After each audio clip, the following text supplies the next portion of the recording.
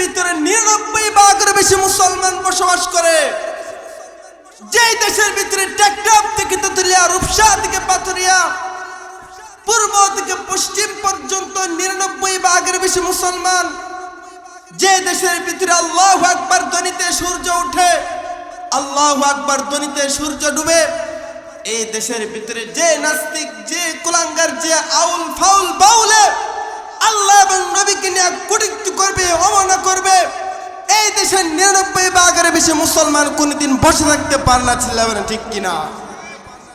প্রয়োজন হলে ওদের বিরুদ্ধে যুদ্ধ করতে করতে শহীদ হয়ে যাব, তবে এই সমস্ত কুলাঙ্গারদেরকে বাংলার জমিনে ঠাঁই দেওয়া হবে না। চিল্লাবেন ঠিক কিনা? আজকে সমাজের ভিতরে আমরা মনে করি তসবিহ হাতে নিয়ে বসে থাকলে মুসলমান, 5 ওয়াক্ত নামাজ পড়লে মুসলমান না।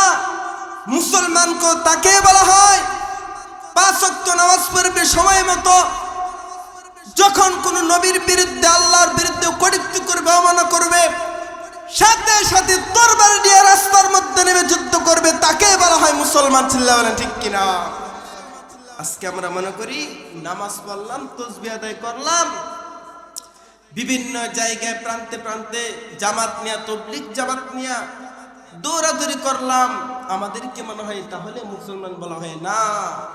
যেদিন আপনি নামাজ রোজা নিয়ে হাজির হয়ে যাবেন হাশরের ময়দানে, রব্বুল আলামিন আপনাকে বলবে, তুমি কি দেখো নাই তোমার সমাজের ভিতরে, গ্রামে, তোমার দেশের ভিতরে আমি রবকে নিয়ে অবমাননা করেছে, আমার নবীকে নিয়ে অবমাননা করেছে, মহাগ্রন্থ আল কোরআনুল কারীমকে নিয়ে অবমাননা করেছে, তুমি ঘরের মধ্যে বসে রয়েছিলে, যতই নেক আমল নিয়ে তুমি আমার কাছে হাজির হয়েছো, আজ তোমার এই নেক আমলের ন্যূনতম কোনো মূল্য নাই। চিল্লা বলেন ঠিক কিনা? এই জন্য ভাই সমাজের ভিতরে যে জিনিসটা আমরা দেখতে পাচ্ছি, আউল বাল বিভিন্ন গান টান দিয়ে আপনাদেরকে কিচ্ছা কাহিনী শোনায়, এই সমস্ত সব কিছু বিদআত। আর এই সমস্ত কাজের ভিতরে, গানের ভিতরে শিরিক ছাড়া আর কোনো কিছু গান পাওয়া যায় না। চিল্লা বলেন ঠিক কিনা? আল্লাহ তাআলা সকলকে হেফাজত করুন, সকলে বলে আমিন। যাই হোক, আপনাদের ইমানকে তরুতাজা করার জন্যে, বয়ানের ভিতরে মনোযোগ আনার জন্য এই সমস্ত সময়ের প্রেক্ষাপট নিয়ে কিছু আলোচনা করলাম। আল্লাহ তাআলা আমাদেরকে সকলকে হেদায়েত দান করে, সকলে বলে আমিন।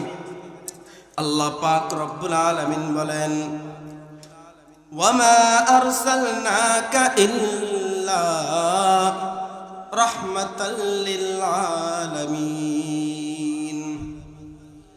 আল্লাহ পাক রব্বুল আলামিন ডাক কই, নবী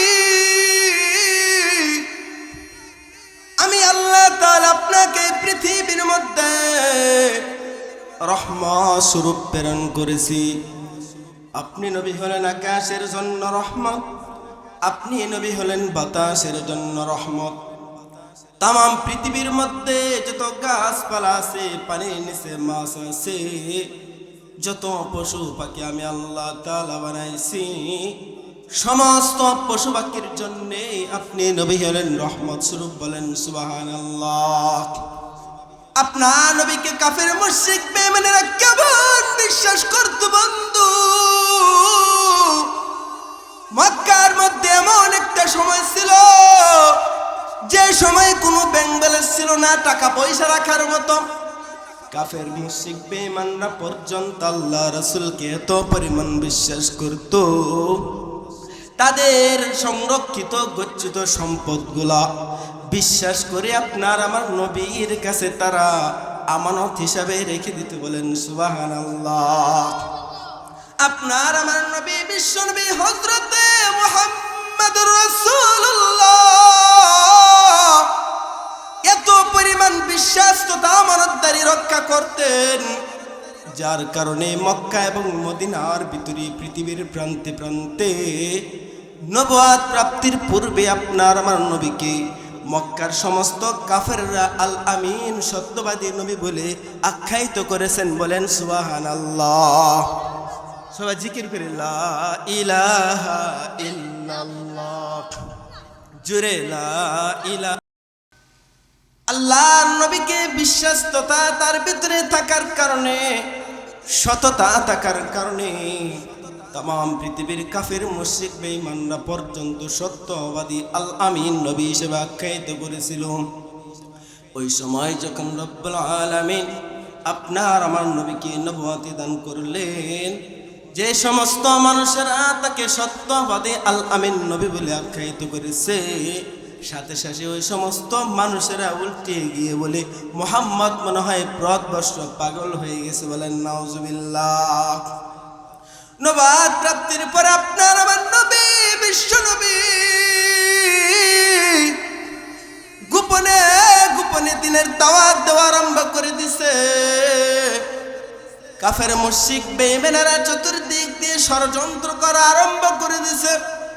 মুহাম্মদকে কি করে হত্যা করা যায়, পৃথিবীর বুক থেকে কি করে মুহাম্মদকে তাড়িয়ে দেওয়া যায়। ওই দিক দিয়ে আল্লাহ পাক রব্বুল আলামিন ঘোষণা করে দিলেন, নবী হে, কাফের মুশরিক বেঈমানেরা যেভাবে আপনার উপরে ষড়যন্ত্র করা আরম্ভ করে দিয়েছে, মনে হয় আপনি আর মক্কায় থাকতে পারবেন না। আপনি নবী প্রস্তুত থাকেন, এমন একটা সময় আসবে আমি আপনাকে আদেশ করে দিব। আমি আদেশ পাওয়া মাত্রই আপনি মক্কা থেকে মদিনায় হিজরত করবেন। বলেন সুবহানাল্লাহ। আল্লাহ পাক রব্বুল আলামিন 6 মাস পর আদেশ করে দিলেন, নবী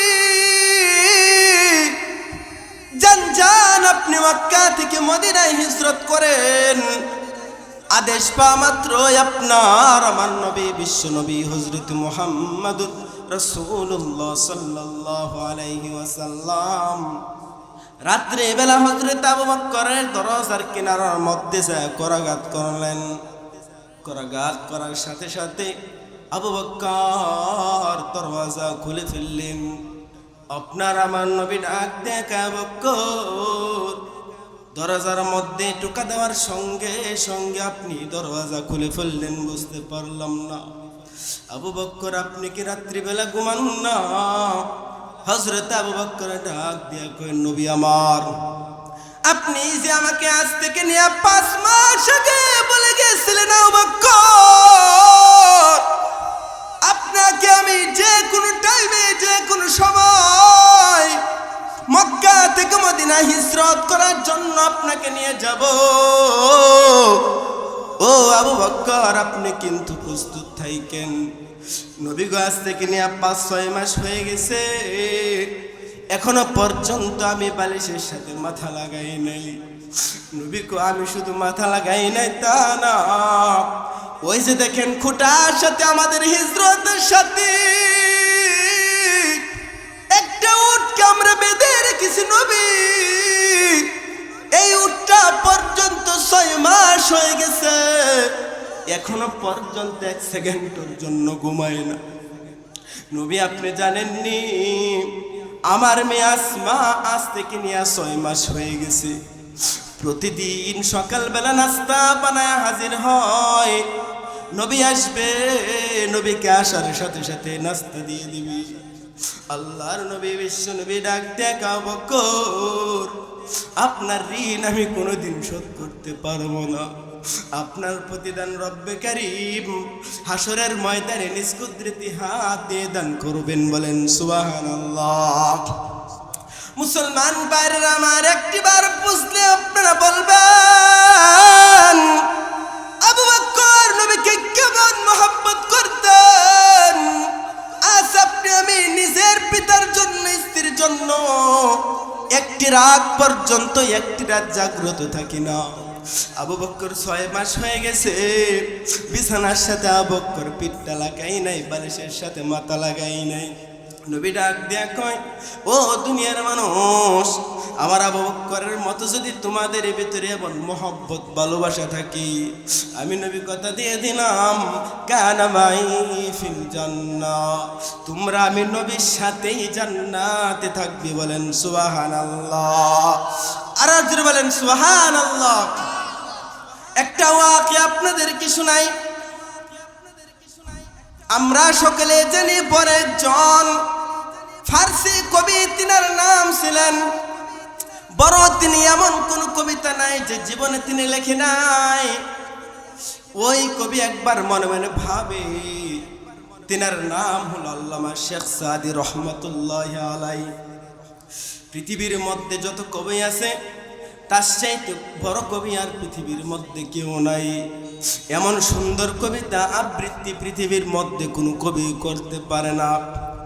আল্লামা শেখ সাদী রহমাতুল্লাহি আলাইহি মনে মনে ভাবে, জীবনে বহু কবিতা আমি লিখেছি, এমন কি কোনো কবিতা আমি লিখেছি যে কবিতার মাধ্যমে আমার রাসূলের সুপারিশ পেয়ে আমি শেখ সাদী জান্নাত যেতে পারবো। আল্লামা শেখ সাদী দেখেন, এমন কোন কবিতা আজ পর্যন্ত সে লেখে নাই।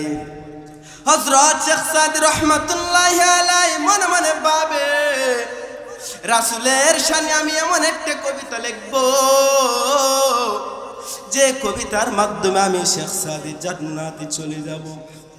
আল্লামা শেখ সাদী রহমাতুল্লাহি আলাইহি তিনি কলম নিলেন হাতের মধ্যে, আর একটা কাগজের টুকরার ভিতরে কবিতা লিখতেছে। শেখ সাদী লেখা আরম্ভ করে দিলেন, বালাগাল উলা বিকামালিহি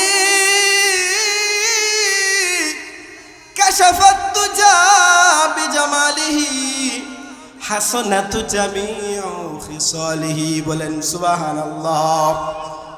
আল্লামা শেখ সাদী রহমাতুল্লাহি আলাইহি কবিতার 3 লাইন লিখেছে, কিন্তু আর একটা লাইন কোনোভাবেই খুঁজে পাই না।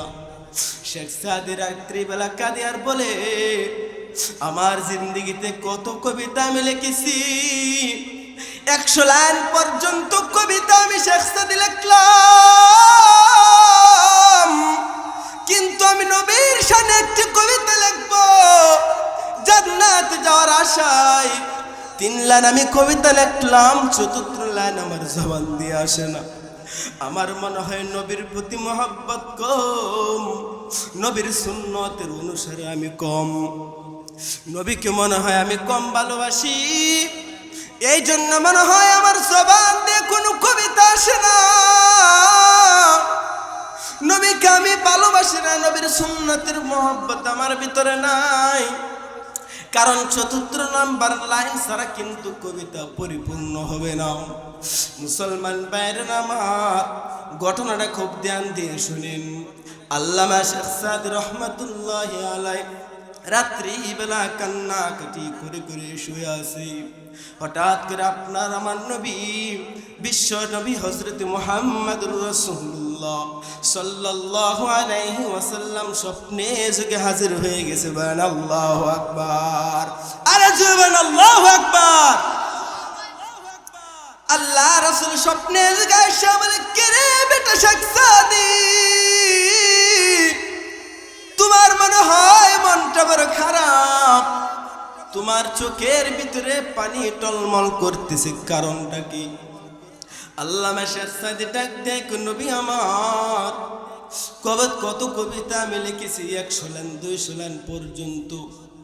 নাজাতের আশা আপনার মহব্বতে একটা কবিতা আমি লেখা আরম্ভ করে দিলাম। 3 লাইন কবিতা আমি লিখেছি, কিন্তু 4th লাইন কবিতা আমি লিখতে পারতেছি না। আল্লাহ নবী ডাক দিয়ে কই, শেখ সাদী, কি কবিতা তুমি লিখেছো আমাকে একটিবার শোনাও। আল্লামা শেখ সাদী শুনে দিলেন, বালাগাল উলা বিকামালিহি কাশাফাত তুজা বিজামালিহি হাসানাতু জামিউ খিসালিহি। আল্লাহ রাসূল বলেন, ও শেখ সাদী, আর কি তুমি লাইন খুঁজে পাও না? শেখ সাদী বলেন, নবী আমার নাম কোনো কিছুই খুঁজে পাই না। আল্লাহ রাসূল বলেন, শেখ সাদী, তোমার কবিতার 4th নাম্বার লাইন তুমি লিখে নাও, সাল্লু আলাইহি ওয়া আলিহি। বলেন আল্লাহু আকবার। আর জোরে আল্লাহু আকবার। আল্লাহ রাসূল ডাক দেখো, শেখ সাদী, আমার মুহাব্বতে তুমি কবিতার 3 লাইন লিখলা, 4th লাইন আমি তোমার সাথে মিলে দিলাম। এই কবিতা শুধুমাত্র তুমি লিখলা শেখ সাদী, শুধু তাও হবে না, তুমি পাঠ করবা তাও হবে না। আমি নবী তোমার কবিতার জন্য দোয়া করে দিলাম, পৃথিবীর জন্য যত আনেওয়ালা উম্মত আসবে, প্রত্যেকটা উম্মত ওয়াজ মাহফিলের ভিতরে বালাগাল উলা কবিতা পড়বে, প্রত্যেকটা মজলিসে বালাগাল ওলা কবিতা পড়বে, প্রত্যেকটা দোয়ার আগে বালাগাল ওলা কবিতা পড়বে। ও শেখ সাদি, কেন তো দামি বানায় দিলাম তুমি জানো নি? আমার যত আনেওয়ালা উম্মত আমি নবীকে স্মরণ করবে, স্মরণ করা দেরি হবে। আমি নবী তার স্মরণ অনুযায়ী আমি পার পাশে থাকা দেরি করব না। বলেন আল্লাহু আকবার। আর বলেন আল্লাহু আকবার। নবী ডাক দিয়া কই, কেমনি তুমি আমাকে মহব্বত করবা, ভালোবাসবা, আমি নবীকে স্মরণ করবা? মান আহাব্বা সুন্নতি ফাকাদ আহাব্বানি ওয়া মান আহাব্বানি কানা মাই ফিল জান্নাহ। নবী ডাক দেয়া কয়, দুনিয়ার মানুষ, তুমি যদি আমি নবীর সুন্নতকে অনুসরণ করো, মহব্বত করো, তুমি জানো আমি নবীকে মহব্বত করলি। আর যদি তুমি আমি নবীকে মহব্বত করো, আল্লাহ তাআলাকে মহব্বত করলি। তুমি যখন আল্লাহ তাআলাকে মহব্বত করবে, আমি নবী কথা দিলাম তুমি আমি নবীর সাথে জান্নাতে থাকবে। বলেন সুবহানাল্লাহ। দেখেন, নবীর প্রতি যদি কোনো মানুষের মহব্বত থাকে, ভালোবাসা থাকে, নবী তাকে কেমন করে তার ডাকে সাড়া দেন, এবং তাকে সাড়া দেন নাই, নবী তাকে পর্যন্ত কাছে টেনে নেন। দেওবন্দ মাদ্রাসার প্রতিষ্ঠাতা, তিনার নাম হলো কাসেম নানতুবি রহমতুল্লাহি আলাইহি। 2 মিনিট। তার মাদ্রাসার একজন শায়খুল হাদিস, তিনার নাম ছিল ইউনুস রাহিমাহুল্লাহু তাআলা। একবার তার কাছে একজন গ্রাম্য লোক আয়েশা বলে, ইউনুস, এমন একটা স্বপ্ন দেখেছি, কে যেন আমাকে ডাক দেয়া কয়, ওরে বেটা তুমি এখনো পর্যন্ত কি শুনো নাই? অমুক জায়গার ভিতরে নবী আসছে, সমস্ত মানুষগুলা নবীকে দেখার জন্য যাচ্ছে। ও ভাই, তুমি কি এখনো পর্যন্ত ঘরে বসে থাকবে? নবী কি দেখতে কি তোমার মন চাই না? ওই ইউনুস রাহিমাহুল্লাহ, আপনি জানেননি,